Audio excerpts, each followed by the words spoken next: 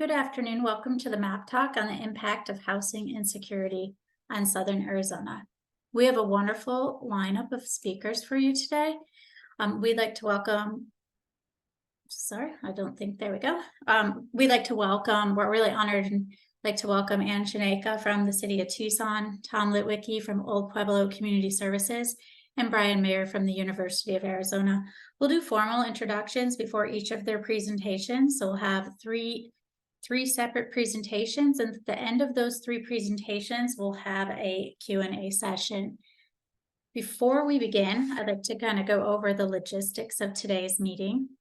So all MAP Talks are recorded. We're recording this, we'll post it on the MAP website. It will be available sometime tomorrow. I will also email it to each of our individuals that have registered for this, and we encourage you to share the recording with your colleagues and your friends.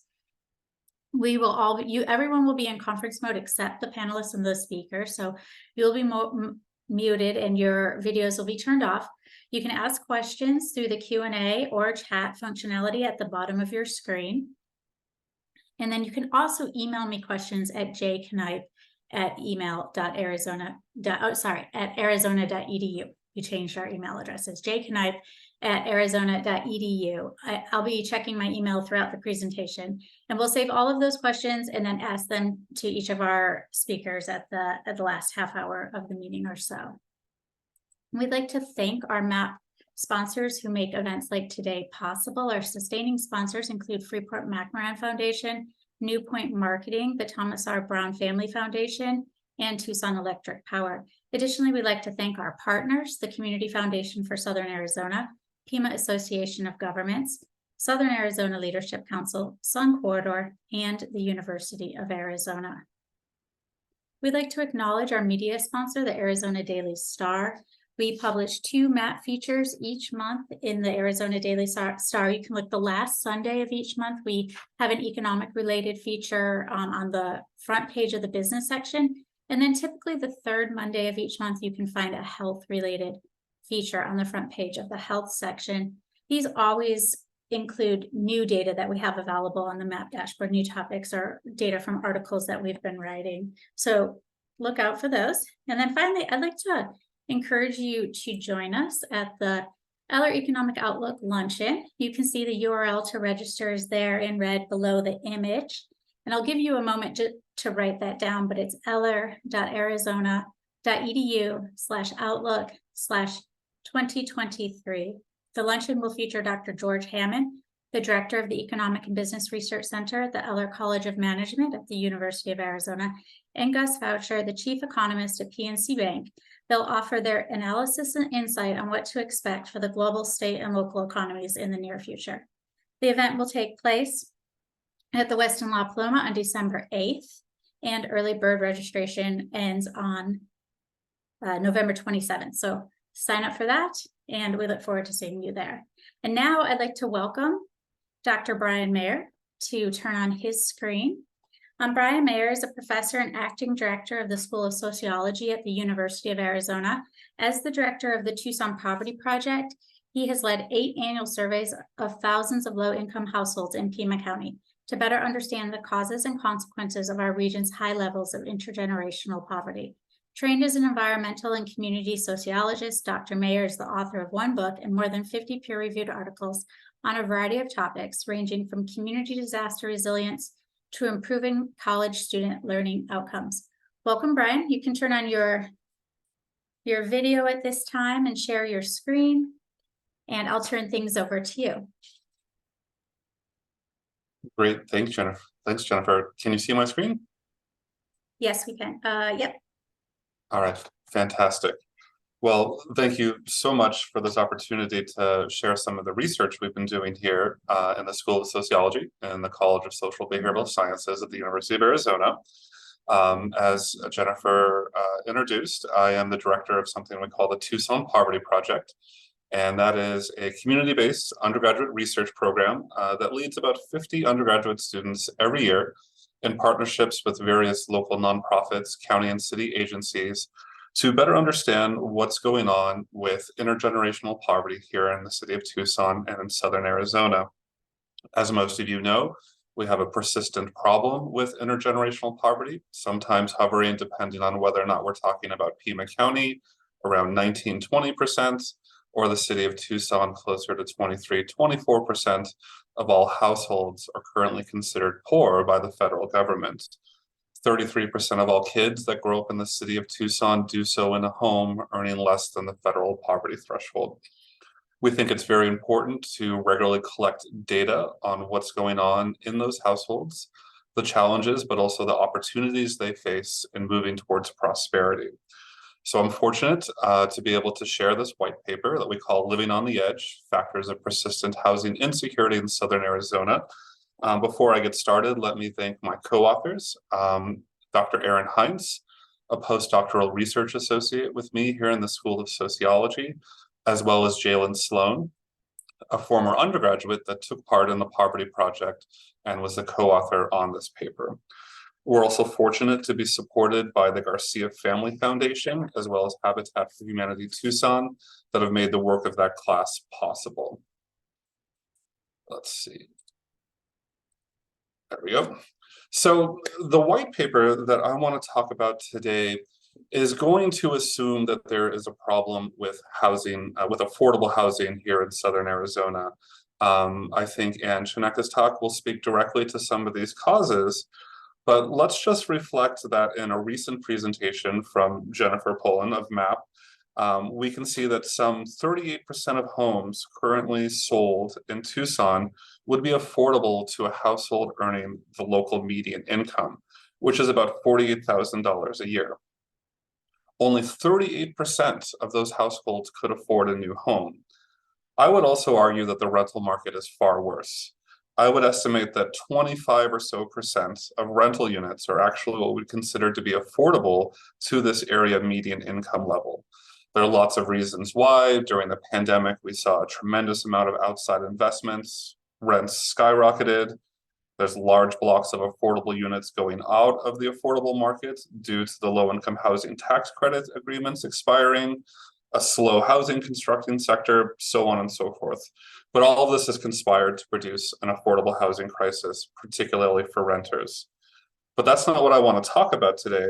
I want to talk about the comorbidities. What does the landscape of intersecting social factors look like that exacerbate this problem of housing insecurity or a lack of affordable housing? I'll start off by talking a little bit about the data and what we'll be looking at, what those social factors are, or what are the particularly problematic ones in the time that we have. What are the strategies being utilized by low-income households to cope with this dangerous situation? And what are some policy solutions that we might consider? So here's the context.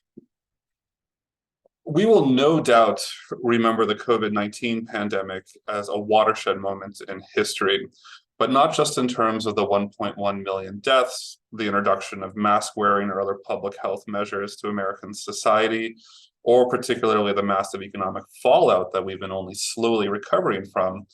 This has also been a moment of momentous investments in social policy, whether or not it's expanding the child tax credit, making payments directly to American households, but also in housing stability. In fact, the US government, through the Department of Treasury, has spent about $46 billion to support housing stability to recover from the pandemic. And much of those funds have gone towards emergency rental assistance. Here in Pima County, we operate that, or operated, which is important to note, the Emergency Rental Assistance Program. And I might refer to that as ERAP later on, but essentially it refers to the program that is co-operated by the City of Tucson and Pima County beginning in March of 2020, that has spent to date $88.6 million to some 17,000 households in order to provide some housing stability in the face of economic disruption related to the pandemic. I have to give a number of props to Pima County's Community and Workforce Development Program. They have won a number of awards within the state. I know that Pima County is considered to be one of the most efficient and hot performing rental assistance programs. So let me briefly say thank you to the Director, Dan Sullivan, Deputy Director, Andy Flagg, and Ending Poverty Now Program Manager, Bonnie Pizzata, for their community partnership with us here in the university to do research for them. So what we've done since 2021 is conduct an interview survey, or a survey based mostly on interviews with recipients of eviction rental assistance. We did a small pilot test of that in 2021, just as the eviction moratorium federally was ending. That's that red line in the timeline. The data that I'm going to present from to you today originate from 2022, where we were able to interview 266 households between October and November 2022 that had received some form of emergency rental assistance to stave off eviction during 2022. This was a fairly generous program. You could apply, and if you could demonstrate some financial harm related to the pandemic, you could qualify for up to 15 months of missed rent, as well as 3 months forward. The average number of months that our participants qualified for was 5, and many of them were just entering into the second round of applications, oftentimes starting in 2021 when this program was becoming more widespread or known about, and then into 2022. So that's important to note, that everyone that we spoke with, and therefore what our data is going to characterize, are households facing housing insecurity. They either were served an eviction notice or were told that they faced the likelihood of eviction due to non-payment of rent, received this county assistance. That money goes directly to landlords to keep those households in place. So here's some of the data. I'm not going to have time to cover everything. There are more reports or more charts in the white paper, but here are some of the kind of headlines. So as we might expect, if these households were forced to go to the ERAP program to seek rental assistance, we should assume that they are what we would call housing cost overburdened. Here we're using the Department of Housing and Urban Development's definition that spending more than 30% of a household income on rent is considered to be housing overburden. Once again, as we might expect, there is a disproportionately high impact of those living in poverty or extreme poverty in terms of housing overburden. I'll use this format for this chart again later, so let me quickly define what I mean by these categories. We use the federal poverty threshold, which, just for reference, for a family of 4 in 2022 would be about $20,000 a year. For an individual, it would be about $14,000 a year. So we're using that proportion to the size of the household that we're interviewing. For folks in the red category of being considered extremely poor, they would be earning less than that federal poverty threshold.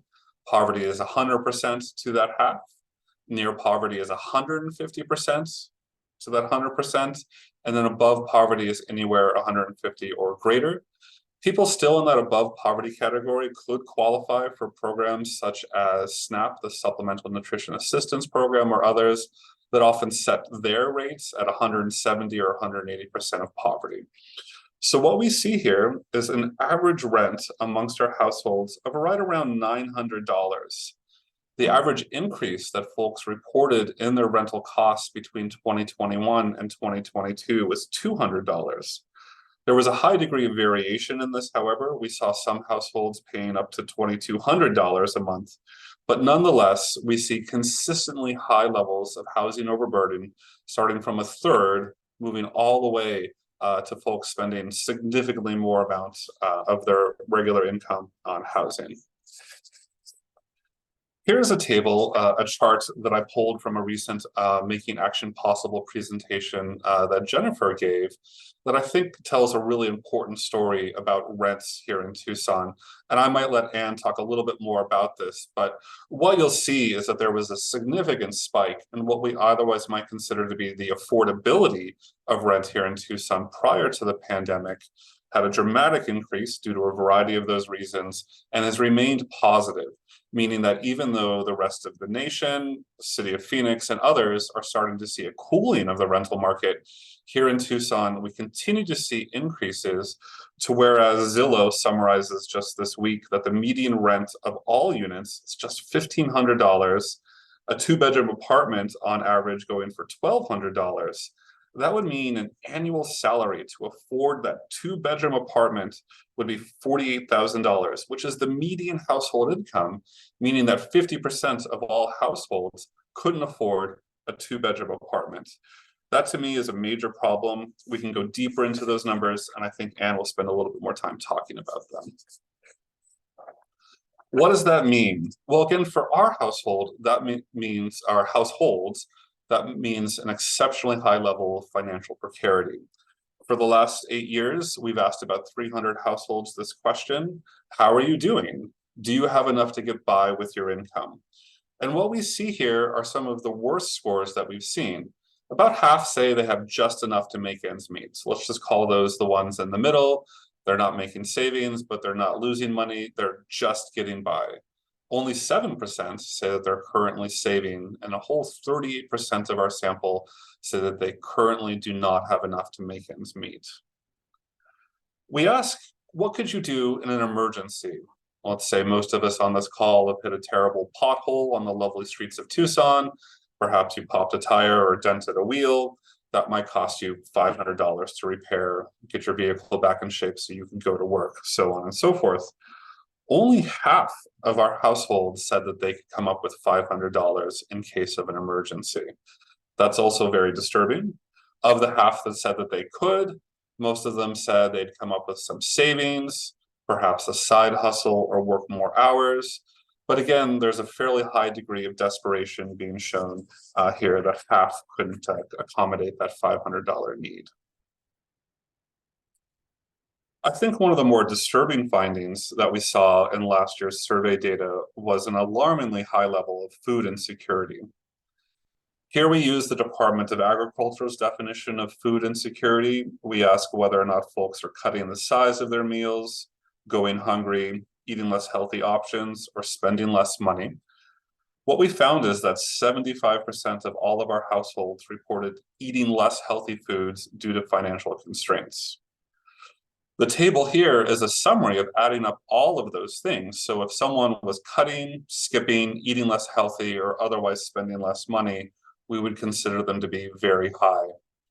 42% of those 266 households experiencing housing insecurity are doing all of those things on a weekly basis. Again, a very disturbing and much higher than we've seen in past estimates. Sharon here, living alone, but still of working age, says that SNAP, again, Supplemental Nutrition Assistance Program, gave them a raise. Recall that there was an emergency allotment from the federal government through the states to increase SNAP payments that went away pretty quickly right around this time. We were also interviewing people again in October and November of 2022, which, if you might remember, was a period of high food inflation. We were very worried about Thanksgiving meals and holiday meals. So Sharon here is saying, I only buy the most basic things. I buy coffee, some energy drinks, and TV dinners. Not what we would call healthy. I'm having a tough time. I don't even buy bread. Groceries are so expensive. We were very interested in caretakers. We have a subset of data on parents, and we asked them about what's going on in their caregiving.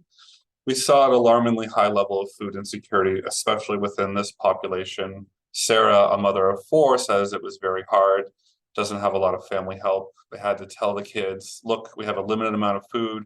We have to make this last for X amount of days.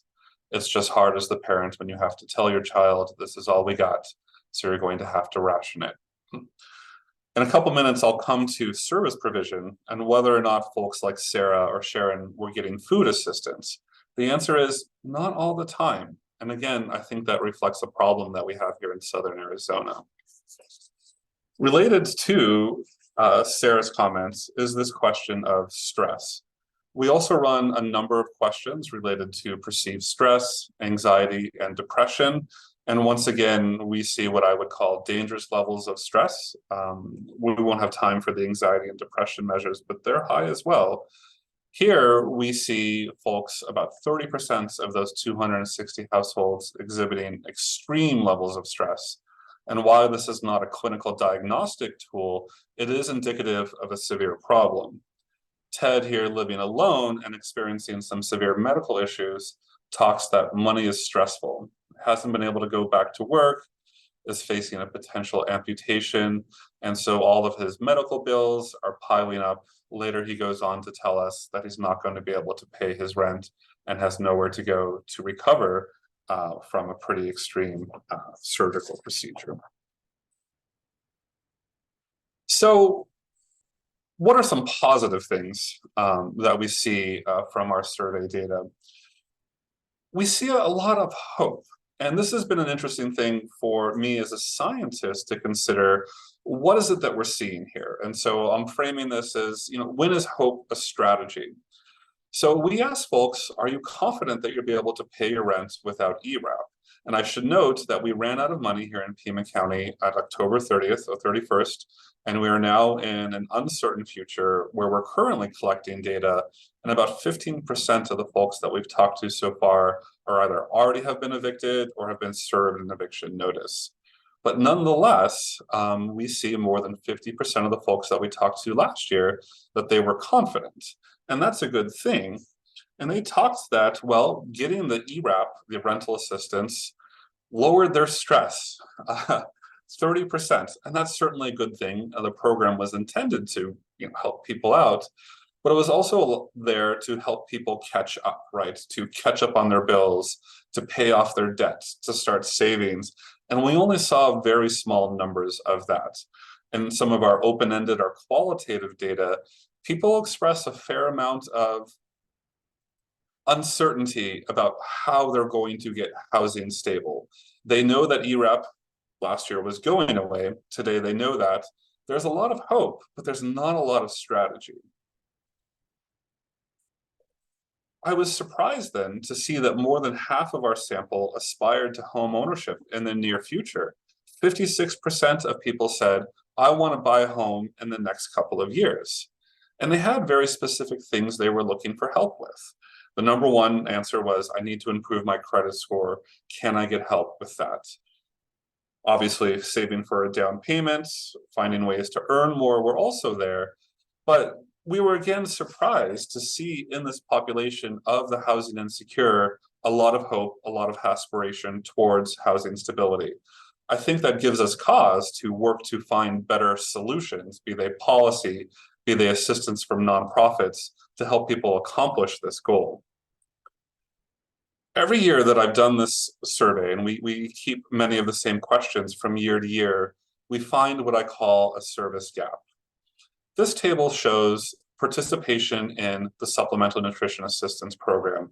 Again, I would argue that about 99% of our sample would qualify currently in the state of Arizona for SNAP. Yet we find participation rates to only be in sort of 70 or so percent. Now, why is it that 20% of those living in extreme poverty and poverty are not benefiting from SNAP? It could be a number of things. It could be eligibility related to documentation and paperwork. It might be difficulty going to DES, the Department of Economic Services. That's very persistent though, and it's worse for charitable services. I know we all sort of identify with being kind in Tucson. We see Ben's bells and the decorations. The Community Food Bank for Southern Arizona is an incredible, exceptional food bank. It does a tremendous amount of work. Yet we see more than 30%, it's closer to 40% of the people that we interview have never gone to either the food bank, to a church, or other charitable service. Again, if you look and recall sort of our food insecurity measures, there's an exceptional problem there, a lot of need, but yet people are not being connected to the services that could help them. So where does that leave us? Well, we conclude the white paper with a number of solutions. And again, there's not a lot of time to go into detail on all of these, but we broke them down into, we need to find ways to either protect or increase the amount of affordable housing. We live in a state where we have specific legislation that prevents local municipalities from enacting rent control. So our households can see annual rent increases of $200 or greater dollars. We could have more inclusive zoning policies. The city of Tucson is working towards this to add more affordable rental units. I think right now we're losing more than we're bringing onto the market, so we need to fix that. The White House wants to create a renter's bill of rights. They have wars and other things to deal with, I guess, right now, but nonetheless, there's lots of talk about how do we protect renters, particularly low-income renters that need access to affordable housing. Pima County has done wonders with their emergency eviction legal services. This program will remain even though ERAP is closing. People can call in for free legal assistance, and while they're calling in, they can be navigated to the social services they might need, which gets me to the last point around the need for more wraparound services. I think this is sort of our final point, that it's not just a problem of affordable housing, that with the inability to have secure housing over one's head and one's family comes hunger, stress, financial precarity, the ability to come up with $500. We need to find out better ways to connect people to the services that are out there and that we take a lot of pride in providing here in Southern Arizona. That gap is so persistent, though, we need to do more. If you'd like, I would love to have you join us on December 12th. We'll be presenting findings from this year's Tucson Poverty Project. We'll at that point have 3 years of evaluative data on the emergency rental assistance program and be talking to folks that are moving into this new world where they're no longer eligible for eviction prevention assistance. We really want to know, what are they seeing? Are they seeing high rates of eviction? And we're worried about that. They're going to see some of these things, but we're hoping to come up with greater conclusions so we can continue to promote this benefit for all Arizonans, but particularly here in Southern Arizona. So please join us. It's a free event. It's drop-in. It's students with their posters. December 12th from 9 to 11 a.m. at Habitat for Humanity Tucson. All right, that's my 20 minutes. Thank you very much for the time. Thank you so much, Brian. If you have not read Brian's full white paper, I encourage you to do that. It's a great white paper, much more in depth than he had time to go into today in the presentation. You can find it on the homepage of the MAP dashboard. It's highlighted there at the very top of the website. So please check that out. I encourage you to. And now we'd like to welcome Tom Litwicki to turn on his screen. And so Tom has served in the human services field since 1990, with the last 15 years of service to persons experiencing homelessness in Tucson.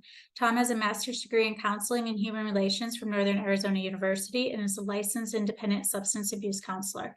He currently serves as a commissioner on the Pima County Affordable Housing Commission and council member on the Governor's Interagency Council on Housing and Homelessness. He's also the CEO for Old Pueblo Community Services. Old Pueblo Community Services is a nonprofit community agency that provides evidence-based housing and support services to persons experiencing homelessness. Tom resides in Vail, Arizona with his partner Darcy and is father to 2 wonderful adult children. Welcome, Tom. We're really honored to have you here with us today. Thank you very much for that warm welcome. You should be able to see my slides, correct? Yes, we can. Thank you. Fantastic. So I'm here today to talk, or at least what I seem to know a little bit about, is homelessness, more than just housing affordability, but zeroing down to the condition of homelessness that clearly is connected to housing affordability. So just kind of a sense of who we are at OPCS, what we do. We basically have a mission to try and end homelessness through housing first and other evidence-based support services. And we really see a time in the community soon. We hope that getting housing as a right is something that's common, not an uncommon idea.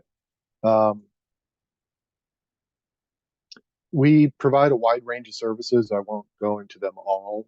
We essentially have a combination of emergency shelter, transitional housing, permanent housing, case management, outpatient behavioral health services, employment services. So just sort of everything that you might want to make available to people when they are trying to get out of homelessness and into permanent housing. We help about 1,800 individuals a year, and about 400 or 500, depending on the year and the housing market, move into their own rental. Have about 150 units that are site-based, where we are either own or manage the property, and then about 600 or so housing vouchers where people are living on their own independently as a tenant. So that's kind of who we are. So talking about homelessness, there's a couple of areas to get good information about homelessness, I think, and one of them is through the point in time counts that are done by HUD. And are in our community done then by TPCH. There's limits to this information that it gives you some notion of how many people are homeless on a certain day. And it makes for a nice trend line over time to see how many people are homeless from year to year on the same day. What it doesn't always do is give you a very easy sense of how many people are experiencing homelessness throughout the entire year. So it has some limitations. We mainly use it as an idea of like a trend line. Are things getting better? Or things getting worse? Um, there's been a pretty common story since the beginning of COVID, and that is that homelessness increased. Um, and along with homelessness, I think you'll see in this slide that the uh, unsheltered homelessness and the sheltered homelessness basically have inverse curves at this moment. So at the beginning of the pandemic, unsheltered homelessness increased dramatically. In the last year, it has reduced a little bit, but the increase is still quite dramatic when you compare it to 5 years ago as a trend. Some of this is more than likely due to the fact that when the pandemic started, our shelter system was primarily a congregate shelter care. And so the last thing you wanted to do was merge a whole bunch of people inside a congregate shelter. And the shelter really didn't have any idea on how to prevent the spread of COVID throughout their shelter. So a lot of people were essentially told to shelter in place, which for people who were homeless meant shelter in campsites, shelter wherever they were at the time. And organizations like OPCS and Primavera, La Frontera, Gospel Rescue would provide support and services maybe where they were, but not to invite them into a location together. There was an effort to get people into hotels, and we did operate at OPCS some hotels that were funded by the city of Tucson. However, clearly not enough to meet the demand at the time. So the other thing you'll notice is that sheltered homelessness has decreased, and a lot of that was due initially to the decrease in the availability of shelter beds that I just mentioned.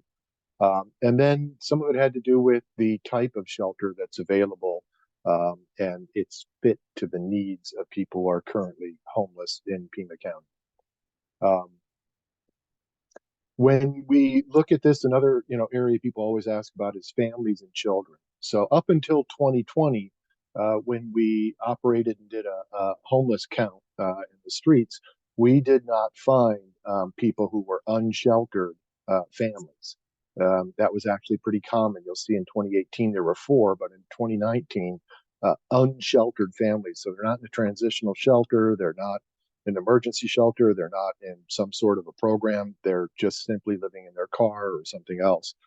We didn't really see that. That was purposely addressed very well, I think, by the city of Tucson and Pima County.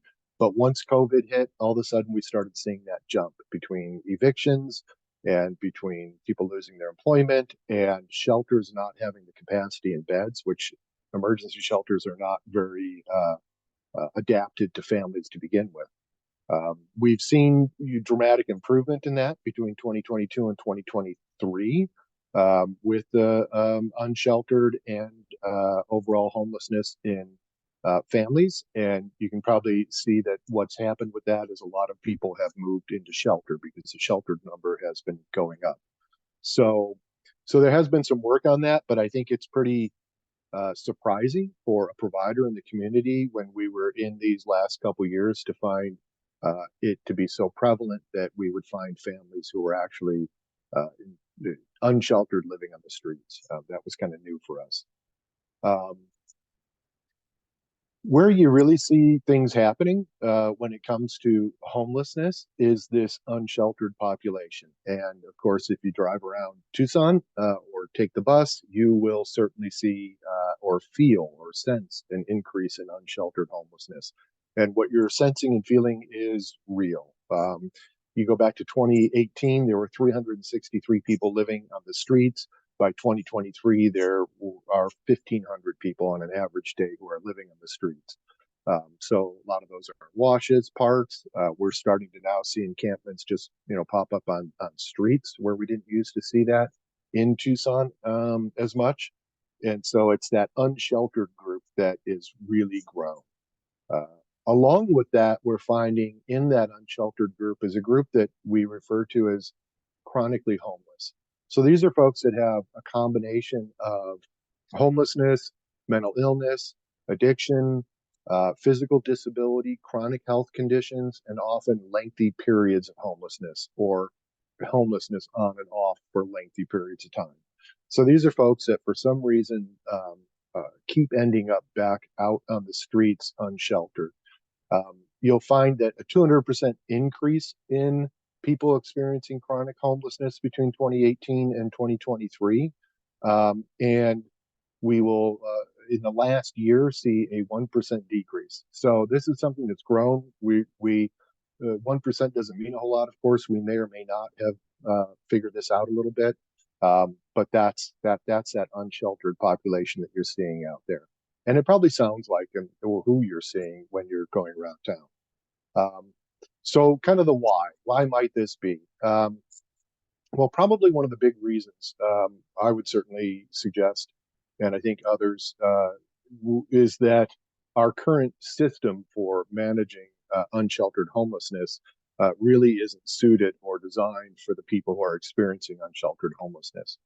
So you can see that when we look at the fact that on January, when the street count was done, as they call it, for the HUD tracking, there were 1,504 people were unsheltered on January 24th. But there were 1,066 shelter and supportive housing beds available within our region. So that means there were 1,066 either emergency shelter beds that were open. 330 of them were actually emergency shelter beds that were open on that day, or they were vouchers for permanent housing that were unused on that day. So why might that be? Well, one hypothesis could be that as I just mentioned, was that the people who are unsheltered don't really fit, or the system itself doesn't really fit the needs of folks who are unsheltered and need that shelter the most. 77% of people with chronic homelessness on that night of January 24th were unsheltered. So that chronic homeless population is a big part of the people there on the streets. And then the other thing is that 2/3 of those folks had serious mental illness that were unsheltered. So we see a significant amount of people who are unsheltered being those with really high needs. And it seems likely that our shelter system just can't cope with or address the needs of that population. So they either remain on the streets or cycle in and out. There's a general system for addressing homelessness, and that being, some sort of outreach into the community, some sort of emergency shelter to try and stabilize people so you have a sense of where they are, and then an effort to get them into their own apartment, which is often referred to with folks who have high mental illness and other disabilities, is referred to as permanent supportive housing. So that's housing in which people will continue to get supports while they're in that permanent housing. So in our current system, you can see that historic system, I should say, that the outreach was not very targeted and the shelter was very high barrier. So you had to be sober. You had to be managing your mental illness. You couldn't have a pet. You had to follow the rules. You had to be in this certain time or that certain time. You couldn't leave, or if you were unable to do chores, you might get discharged. If you didn't participate in treatment, you might get discharged. So people basically maybe made it in. If they made it in, they tended, if they had those high needs, to cycle back out into homelessness and then back into outreach. And they never really made it to that permanent supportive housing. A better model that seems to be much more effective at addressing and reducing homelessness includes a really targeted outreach. So you're really reaching out and finding people in the community that have the highest needs. Compassionate shelter, accessible shelter. Some people call it low barrier shelter historically, but some place that actually accommodates and can accept people with the needs that are presenting, and then that direct line to permanent supportive housing. So the idea being that this system is more efficient, people are able to move through the system and then actually make it into that apartment. Today, that is, there's a little bit of that, but the majority of our shelter today and outreach is still a non-targeted outreach and a high barrier shelter. So the way things are currently structured, we'll probably continue to see these types of outcomes, assuming that these other assumptions are accurate. What will it really take? So to address this problem, TPCH, or Tucson Pima Collaboration to End Homelessness, had some folks put together an analysis of the cost that it would take to address homelessness and reach something they call functional zero, which essentially is ending homelessness. It just means that the number of people who come into homelessness every month are the same number as people who go out of homelessness. So essentially, most people are only homeless for 30 days or less. So it gets rid of this chronic homelessness in your community.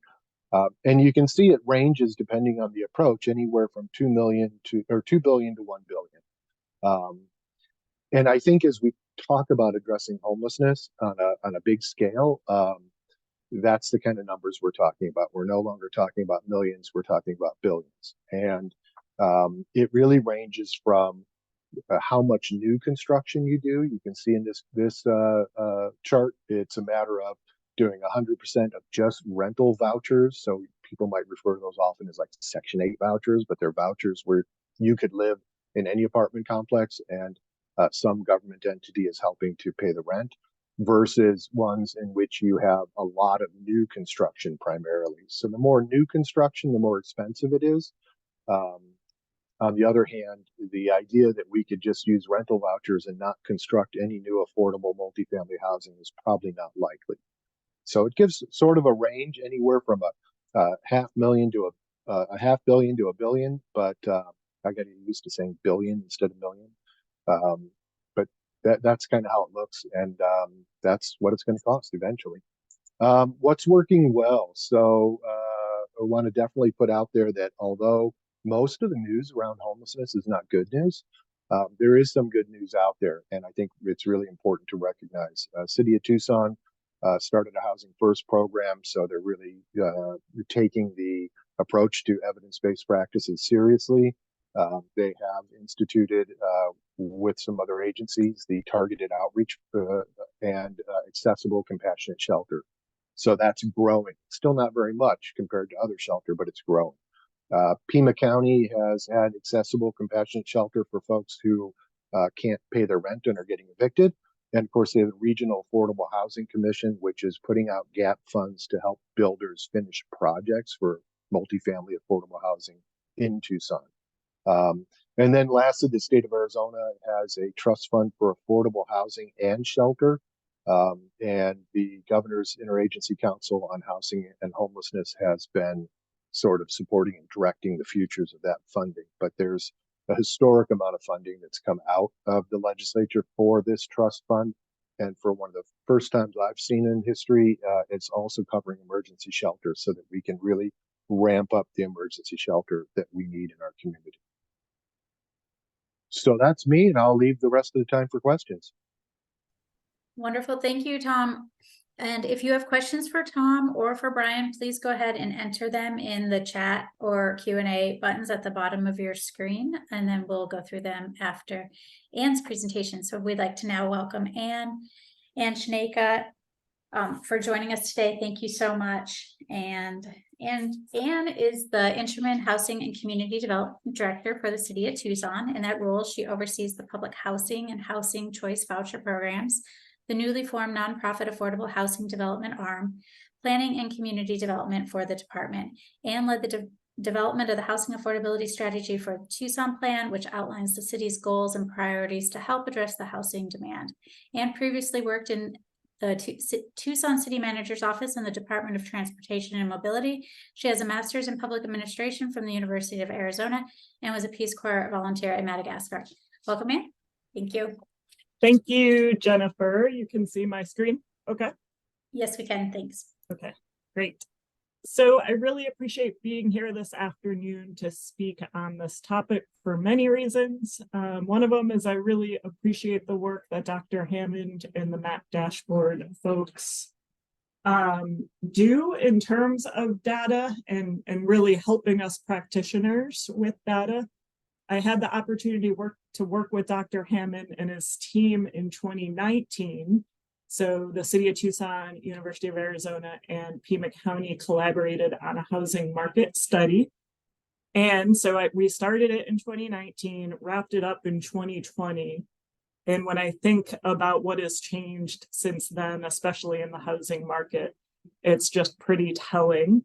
And so we started it in 2019, which meant we used 2018 American Community Survey data for a lot of the different data points that are in the study. And so want to point that out, that since 2018, I'm going to talk a little bit. You've heard from Dr. Mayer and Tom some of the big changes. But at that time, when we wrapped up the study in 2020, one of the big takeaways was that compared to other Western metro areas, Tucson was still relatively affordable when you're looking strictly at rents and median home values. However, a takeaway even back then, based on mostly 2018 data, was affordable to who? So the study really looked at, even then, low-income households. The majority of low-income households did not have housing they could afford. So for example, Dr. Mayer gave great information about housing cost burden and what that means. In 2018, for households making under $20,000 a year, 93% of them were housing cost burden or paying more than they could afford for their housing. And so to me, as Dr. Mayer's white paper really points out, I think poverty in Tucson plays a huge role in our housing crisis. And so we wrapped up that study in 2020, and I'd say shortly thereafter is when the housing market in Tucson exploded. In 2021, our mayor and council asked the Department of Housing and Community Development to put together a housing plan, really based on what they were seeing in terms of increased costs of housing.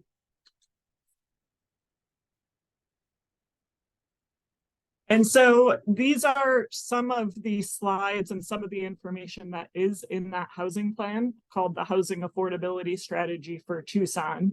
I'm just going to touch on a bit of that. And so a lot of this data was pulled in September 2021, but you can see both rent and home values really exploded during that 5-year period. Rents in Tucson rose by about 40%. And again, this was September 2021 is the end date here, and home values rose by 60%. And we know that after that, they continued to rise. And so as Dr. Mayer's white paper points out, the costs of housing are exploding. Well, of course, incomes are not going up by that much. And so this really showed in 2021 what the percentage change was of income, rent, and home value. And of course, when we think about inflation for basic needs, that plays into this discussion as well. And so this is a modification of work we did in the housing market study with the map dashboard team. And so for the HASS plan, we updated it and added a little more detail. And so I'm actually going to walk through a couple of these scenarios because I think, to me, this really points out kind of why we're at where we are. So these are typical occupations in the Tucson metro area. So this was 2021, so slightly increased now, you would expect. But a healthcare support worker is making about $27,000, which is about 60% of our area median income. This is the second category here. So based on that, the rent they could afford would be $675. But in September 2021, the average one-bedroom apartment was going for $940. And then here on the right side, if you think about two teachers who have two kids, their household income estimated to be about $80,000, which is about 120% of area median income. which is important to note because that means they would make too much to qualify for a lot of the low income programs, whether it's for rental housing or for home ownership. Oftentimes you have to make less than 80% of area median income. At that time, they could just barely afford a 4-bedroom. Thinking back to a lot of the data on what happens if there's an emergency or unexpected costs. But then if they were hoping to buy a home, the home price they could afford thinking about a mortgage would be about $232,000. And at that time, the typical home value in Tucson was closer to $290,000, which we know that's higher at this point. And so I think that Dr. Mayer's and Tom and I's presentation all really sync up, pointing a picture at how helpful the emergency rental assistance program was in terms of supporting many of our households in Tucson that are really on that line of poverty. And of course, now that there is no ERAT program and we know that evictions are increasing, you can see how precarious the situation is. And so really can understand the numbers that Tom was sharing in terms of what we're seeing in terms of homelessness. It's not surprising when you think about the way the housing market has exploded. And so Tom did a great job going over all the data that we have recently got in terms of homelessness. I think just a couple additional things to point out. Sadly, right now, Pima County has the highest rate of homelessness in Arizona, more so than the Phoenix Valley.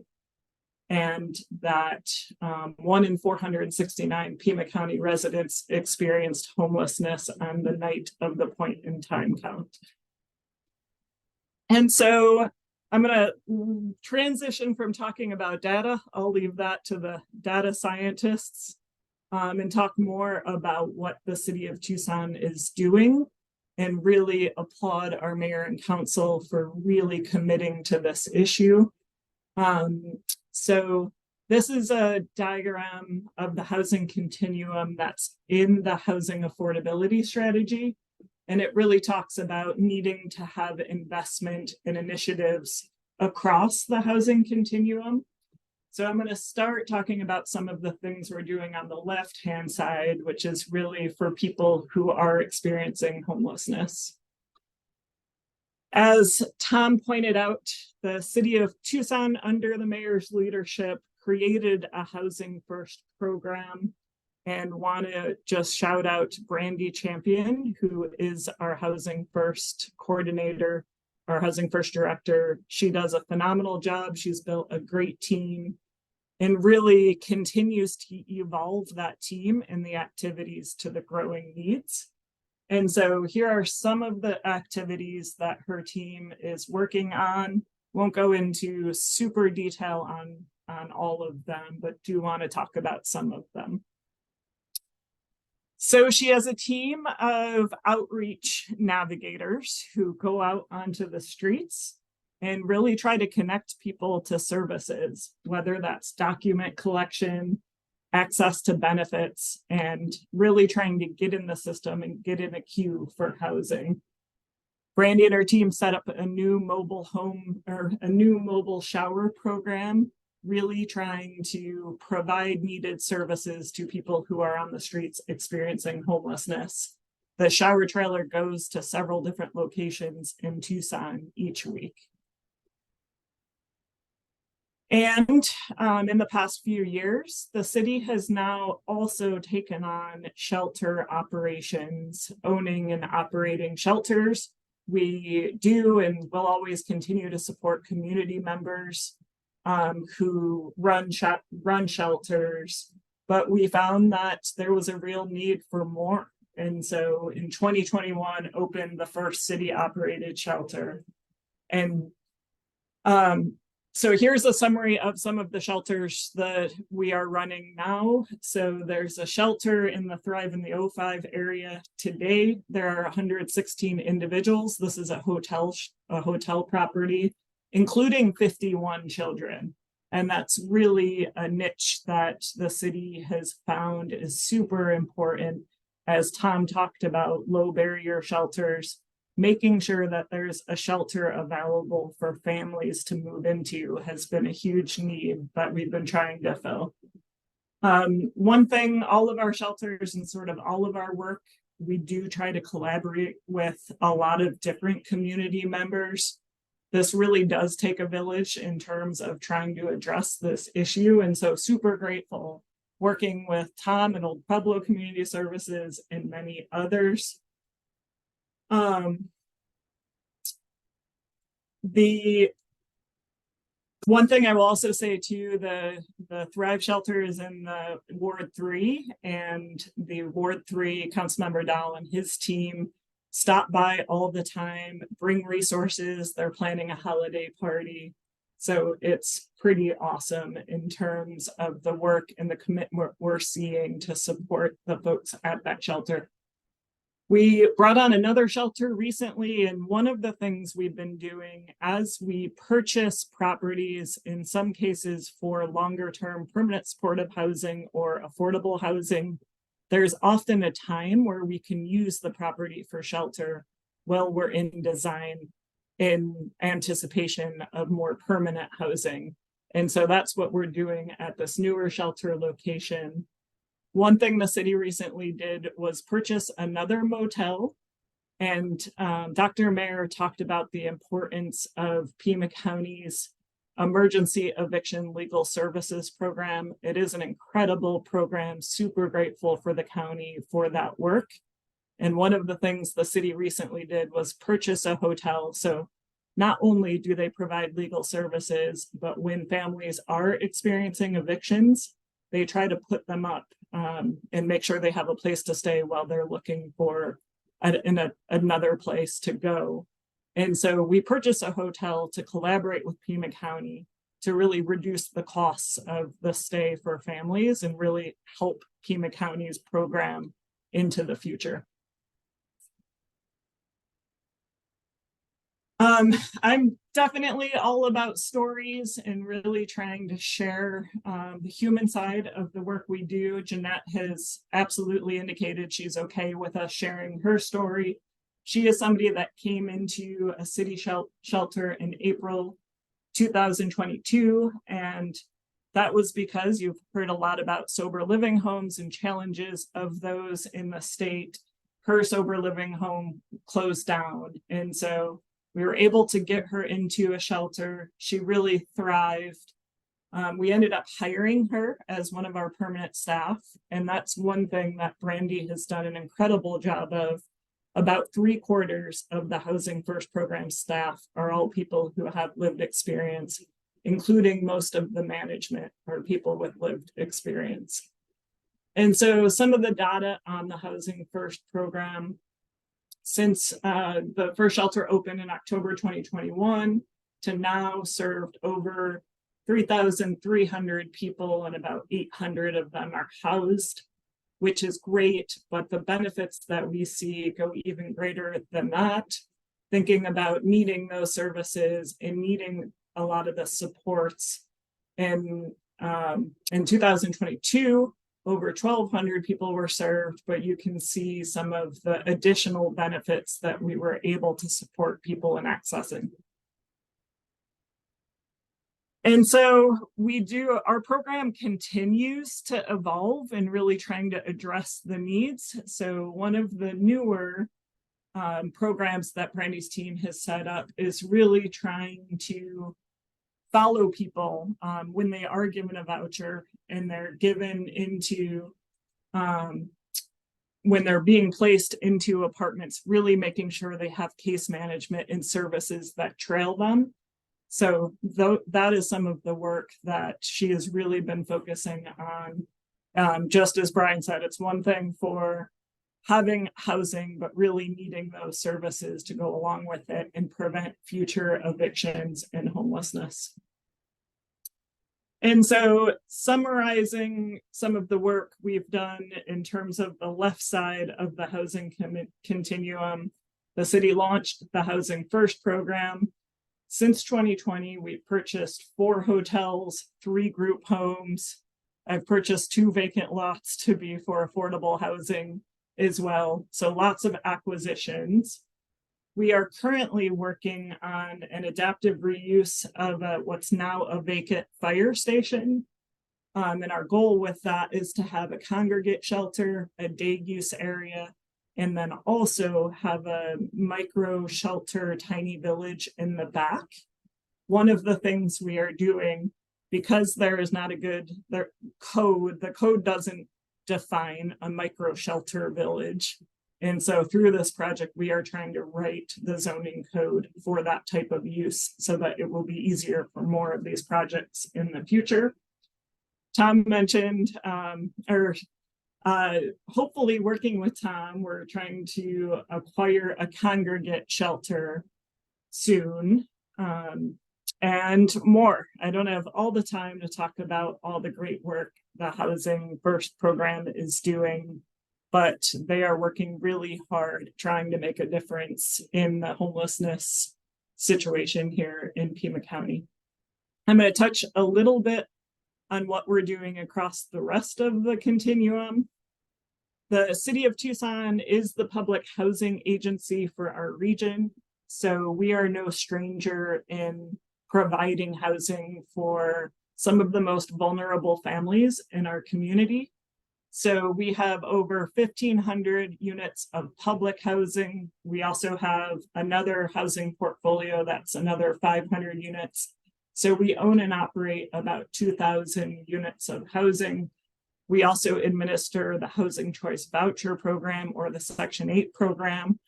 So combined, we work with over 17,000 individuals, over 7,200 households, and the average income for the families we work with is $11,000. And I think that's something that's really important to point out, and the importance of our housing for those families.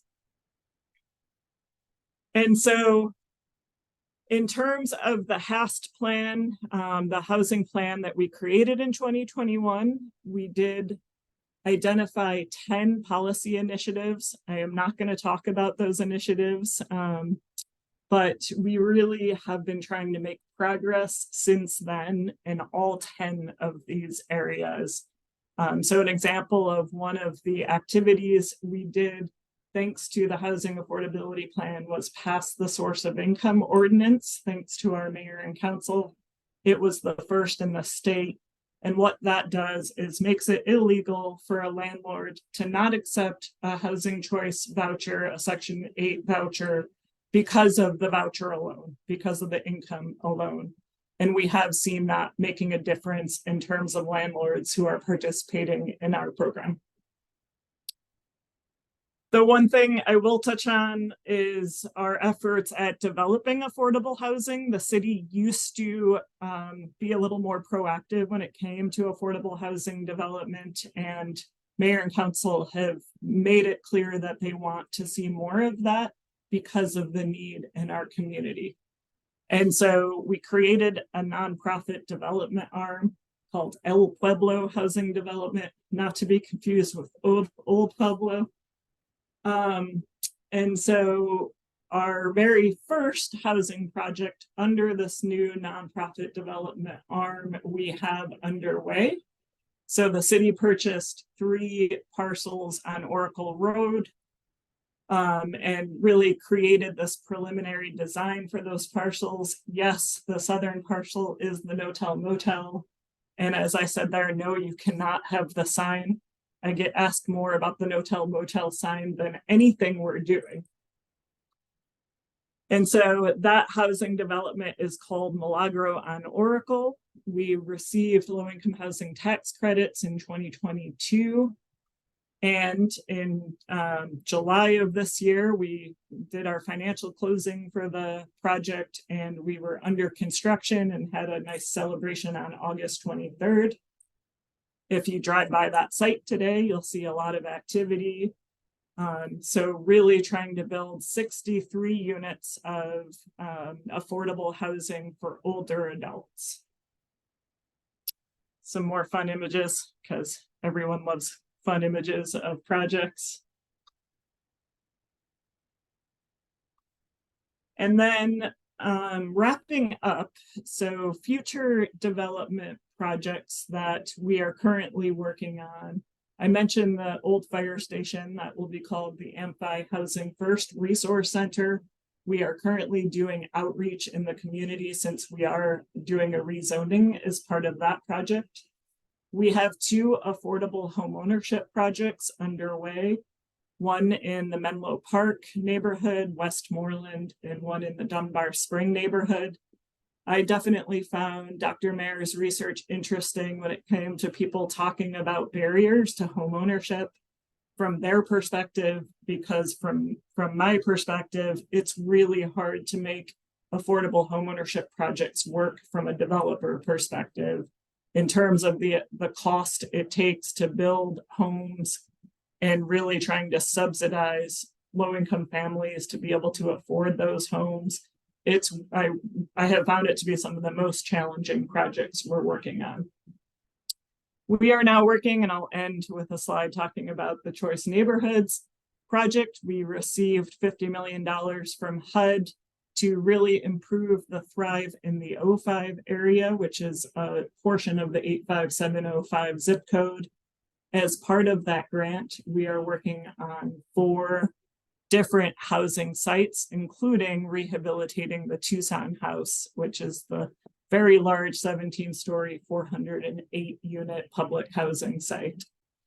We are working on a 12.3-acre site on South 10th, which I see so much opportunity for an affordable housing mixed income community. And we're continuing to pursue other opportunities when we can. And so my last slide, I mentioned we received this large grant from Housing and Urban Development and felt like it was a good slide to close on, because this is a program that HUD created. It was the evolution of their Hope 6 program, which invested in public housing. And what they found was investing in rehabilitating public housing was great, but it didn't drastically improve outcomes of the residents in that housing. And so what this program does is, yes, it invests in public housing. In our case, it will help us rehabilitate the Tucson House, but we also have funding to invest in neighborhood projects and projects that help in terms of transportation, food security, healthcare. So those are the types of projects we are investing in when it comes to the neighborhood part. And then the people in education, we have funding to invest in supportive services for Tucson House residents. So outcomes related to health, income and employment, and education. And so we'll be bringing on a team of case managers and working with community members on supportive services, really thinking about the whole comprehensive approach to helping folks. So with that, I think we do have time for questions still. And thank you for sharing all of the really great work that the city of Tucson is doing on homelessness and for affordable housing. So we're going to go to questions now. We have about 20 minutes for questions. I want to share though real quick the map dashboard and show where you can find both Brian's white paper and the housing study that Anne mentioned. There was a question in the chat about how to find the white paper. So here, if we go to the map dashboard, you can find Brian's white paper here. It's the first slide when you get to the map website. If you click on that, it will take you directly to kind of a summary of his white paper, some of the stuff he discussed today. And then if you scroll down, you can click on read the full report and you can download that full report. Additionally, Brian's also written other white papers for the map dashboard over the last 10 years. And you can find those if you go not to our newsroom, but to our library. And if you go into map white papers, you can find several of Brian's white papers in here, as well as any other white papers that have been published on the map dashboard. And then Anne mentioned that they did a housing study, the Tucson housing study with researchers at EBRC. And if you type in Tucson housing study into the search bar here, you can then click on that link and it will take you directly to all of the information that's housed on the map dashboard regarding that Tucson housing study. So now we'll go to question Q&A. I guess Ann, Tom, and Brian, if you want to turn your videos on, and we'll just have a discussion on some of these questions. I think there'll probably be a little bit of a back and forth. And so we'll start with, I think this is related to that housing study that you mentioned. Someone had asked, what can the city and county do about vacant homes and homelessness in the community? And they directly referred to the vacancy rates that were presented in that housing study. If you want to start, Ann, and then Tom and Brian, if you want to jump in. And Tom, please jump in here. I think this was mostly related to the empty shelter beds. And in my mind, I think Tom touched on this, really trying to encourage more of a housing first approach and a low barrier shelter approach, I think will help get people into shelter beds. I think a confusion often is low barrier shelter means no rules, and the city's shelters, we really do want to make sure people are safe. And so there are some rules that do go along, but really trying to make it easy for people to get into shelters. But Tom, I'm guessing you have more thoughts there. When it comes to shelter, I think just what you just said, Ann, it's about the shelters being able to and readying themselves to support the people who are unsheltered. And so that could mean a lot of things, such as a lot of shelters traditionally have not had a staff that are able to manage and support people with serious mental illness. And so they don't take people with serious mental illness. So that means those folks kind of cycle out of the streets. So it's really about retooling the shelters and adding new shelters as the city's going to that are capable of helping the people with the conditions they have while they're homeless. And you're right, it's an interesting thing we've been really trying to promote and remind people of lately, and that is that housing first is really a very service intensive and rich approach to homelessness. It just provides housing first, and then it addresses it after you have housing, but it still does address all those other needs. Okay, so the next question, there's a couple questions I think are related. I'll just mention them. And so, do the point in time counts occur at different points throughout the year, or is it always kind of the same time of year that those counts occur at? And then, so do we know how much homelessness rates really vary throughout the year during the winter or the summer? Do they decline? And then somebody had mentioned specifically regarding those 1,066 empty beds in late January. They found that interesting since that's the coldest time of the year. And do those numbers get worse as the weather is more conducive to living outside? So the count is always the same day in the year, and the same method and the same process. So it, as I mentioned earlier, really creates a steady kind of reliable trend line of homelessness. Estimates, I know that CIRO has done some work on estimating actual homelessness, and I think you can come up with about 10,000 people a year that are experiencing homelessness. So you've kind of got around on the average day, you might have 1,500 people homeless, unsheltered homeless, and throughout the year about 10,000 that are homeless. And then with the weather, there's been a lot of talk about weather. There isn't there are counts every quarter of who's using housing, but there isn't necessarily a count of the unsheltered like every quarter. So there could be some variation, but in general, you don't see a ton of variation. There is the idea that people are coming in and out of shelter or in and out of our community because of our weather. But of course, if that was the case, there would be no one here in the summer that was homeless. They would all go to San Diego. And once they went to San Diego, they would never return to anywhere else because it's beautiful all year round. So generally the weather doesn't impact the shelter use a ton. There are times we drop below freezing and there's a little bit more uptick in the shelter use, but it's pretty constant all throughout the year. Brian or Ann, do you want to add anything? No? Okay. Brian, we have a question for you, and that's, could you talk about where your survey results will go from here, and are there emerging issues that you're planning to tackle? Yeah, that's a really good question. prior to the pandemic, we did sort of a random stratified sample. So we would identify some of the very low income census tracts, many of which are in the 05 zip code area, right? And we would sort of knock on doors at random there with the sense that, you know, we wanted to know how sort of the average family was struggling. Of course, the pandemic made it difficult to be out and work with students. And so we were lucky to develop this partnership with Pima County. Pima County sends emails to all of their ERAP recipients and say, would you like to take part in this University of Arizona study? Now that that program is ended, you know, we were able to follow up with them to some degree, but we are looking for new community partners into the future. I think my hope for the Tucson Poverty Project is for folks to use it for its evaluative capacity, right?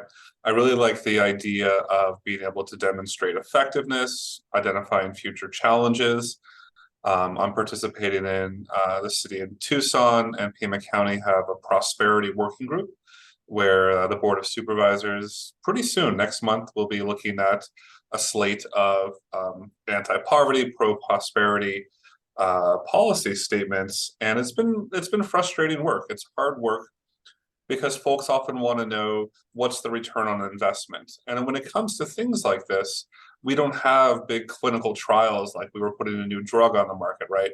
We don't want to ask Anne to be like, all right, I need one family that gets housing and one family that doesn't to figure out what happens with that housing, right? We ethically don't want to do that, but it's also correspondingly then difficult to have that good evaluative data. So even though we're kind of a small project, we use undergraduates. If there are things going on, City of Tucson, I'll email you later, Anne, or others in the community that could benefit from that, I'm very much open to that evaluative work. Thank you, Brian. Thank you. Let's see, Anne, is there support for homeless residents? Is support for homeless residents targeted, and are some groups like families prioritized? And I may lean on Tom a bit here in terms of coordinated entry, but I will say for the city's Housing First program, in terms of who we're bringing into shelters, we are definitely trying to prioritize families and make sure that children have a safe place and are getting the services they need. In terms of the overall response, and this is where Tom's been doing this a whole lot more than I've been.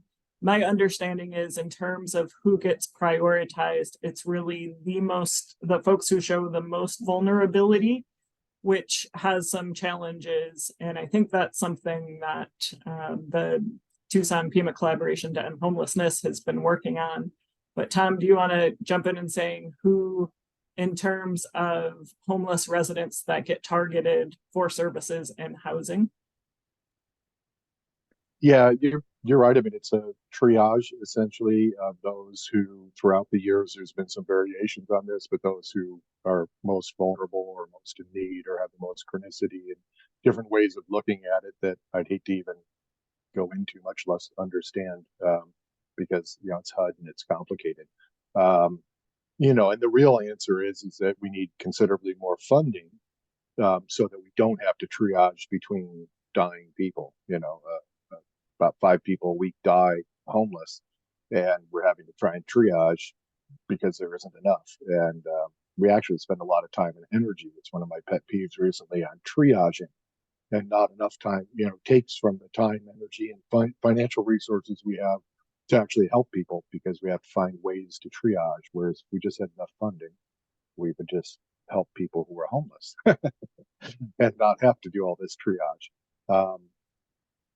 So yeah, but you're right. It's a process. And for shelter, shelter operators can pretty much decide who they want to help and based on need. And I think for most agencies, I know for OPCS, families are going to get, with children, are going to get housing or services no matter what.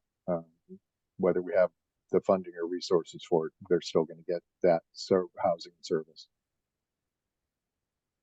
I think, Tom, that you touched on this next question a little bit, but I think all of you kind of mentioned some of the reasons why homelessness has increased, and you showed the numbers, Tom, but I think each of you kind of talked about the increases in homelessness over the years. But the question was, what do you think are the major factors that has driven that increase? Because I saw it looked like it was almost 5 times increase in homeless counts over the last couple years. Yeah, I think it's a combination of factors that were brought up today. The affordability, so rents have gone up, and HUD vouchers and people's income can't keep up. And if someone's a property owner, it's an investment, and they're going to go with the best tenant. And my team is probably not presenting the best tenant they could get. So in the past, there used to always be, 10% vacancy or so in multifamily housing. And so property owners would take vouchers because that's better than an empty unit. But now they're filling all the units. So why would they take a voucher when they can fill all the units with folks with employment and checks? So there's that. There's also COVID, as I mentioned earlier, and the kind of breakdown of systems. And because we relied on a congregate shelter model with high need, it didn't work really well or it worked too well for the transmission of disease. And so all of a sudden our shelter capacity dropped in half, if not more, overnight. And that probably contributed to a lot of it. Employment, economics, just a lot of that kind of comes together. And I think for me, from anecdotal, from experience historically over the last 20 years, it's really also been an inability of, or unwillingness or something of behavioral health providers, because so many people have mental illness, to actually provide behavioral health services in the community to homeless people in the way that's needed. We do some outreach with El Rio to provide street medicine, but that's really what's needed for these patients, is to have actual services in the community, and the behavioral health system just wasn't designed for that. It's an appointment outpatient structure, which doesn't work really well for a chronically homeless, severely disabled community. I mean, I would add, let's say something political, right? I mean, we're not the only region in the country to experience housing increases. We have a state legislature that explicitly prohibits rent control, right? We say that it's more important to value the profits of property investors than it is to keep people housed.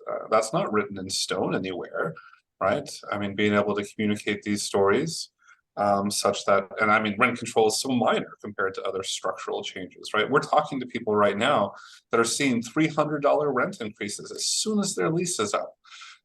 How do you come up with $300 a month, right? You can't even go look for a new job that's going to pay that much more, right? That's just a structural impossibility for the majority of these households. That's solvable with legislation. Here. Thank you. Yeah, we have another question here that just popped up, so I'll read it from the chat. Can one of the panelists, probably Anne, describe anything on the docket in terms of specific zoning reform strategies? Are city, county considering elimination of parking minimums or allowing quadruplexes in R1? Anything that would weaken opposition interference by those who already own homes and have a vested interest in keeping homes scarce? Sure, I'm happy to jump in here for some of this. In terms of specific zoning reform strategies, there have been a few things we have already done. It's not enough, and continuing to do work on this, but a few that I know have made a difference already. One is, not elimination of parking minimums totally, but one change that was done shortly after the housing affordability strategy was adopted was to allow any affordable housing projects to come in with an individualized parking plan. So essentially, any affordable housing project could propose how much parking they need. We know that in many of our developments, the current zoning standard for parking isn't required when it comes to affordable housing projects. So that was one that was already done. Another one that was already done in the infill incentive district, so in sort of the core of Tucson, and it extends out a little bit from the core. There was a change made in the most recent update to allow any industrially zoned parcel to now become residential. And so I'll give an example of how that's already helped the city's development efforts. So I never would have purchased what used to be the bum steer lot. And so many people probably familiar with the bum steer. The city purchased it knowing it was an industrially zoned lot, because we know now we can opt into the infill incentive district and build without going through the full rezoning process. I appreciate the question about allowing quadplexes on R1. Nicole, don't know if you were around for the accessory dwelling unit conversation. I think that it's something that I would love to see the city explore more. We know in places like Portland, it is making a significant difference in terms of addressing housing need. And what we know from the accessory dwelling unit conversation, I'm not sure how much support there will be citywide, or even in certain parts of town. So not sure if that is something that's really under consideration right now, but something that I think could be a conversation for the future. And then more, I think, thinking about setbacks, thinking about some of the work mayor and council are doing in terms of some of those key corridors in transit corridors. I think that there's still more work to be done when it comes to zoning. Thank you. And then we have a kind of a two-part question for you and for Tom. So Anne, do you have data on the annual cost per person or family of providing housing at the city-owned shelters, separate from the various wraparound services? And then for Tom, similar question for Tom on his cost estimates to get to functional zero. What does that mean per person sheltered annually?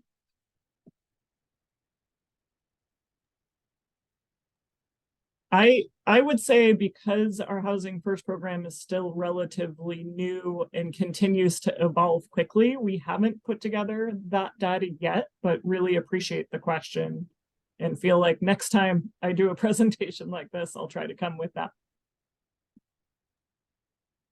Yeah, really good question. Nothing that we don't have data that's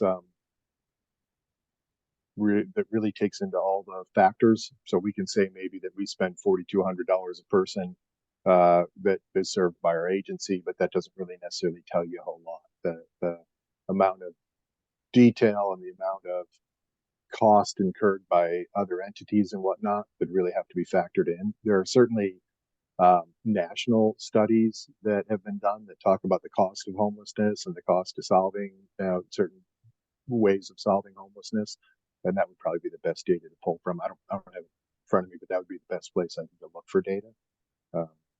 Yeah.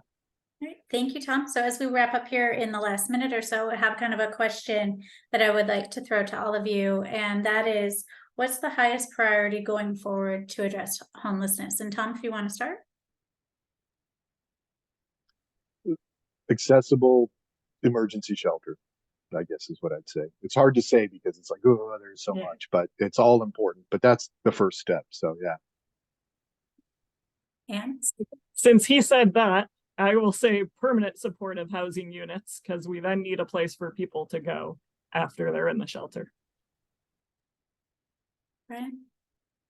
Right, I have to go last. I would say we need to increase the stock of affordable housing. We need to get more people into the low-income housing tax credits position, whether or not that's helping them, worth the paperwork, providing the incentives. We need to increase the stock. Great. Well, I want to thank all of you. We've had several comments in the chat, in the Q&A, about what fantastic presentations all three of you gave. And I really am so happy that you guys were able to join us today. And thank you for today. And with that, we'll say goodbye, and we will post this on the MAP dashboard. It will be posted tomorrow sometime, and we'll also have available the slides from our presenters. Thank you. Thank you.